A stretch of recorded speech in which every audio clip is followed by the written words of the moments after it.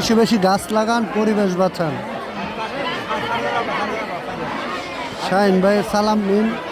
ঈশ্বরগঞ্জ উপজেলায় বেশি বেশি করে গাছ লাগান, প্রতিটা স্কুলে।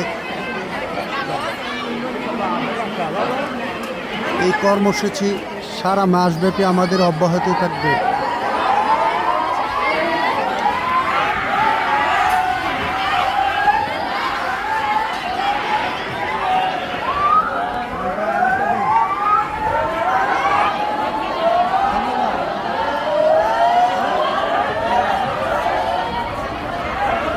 গাছ লাগান, পরিবেশ বাঁচান।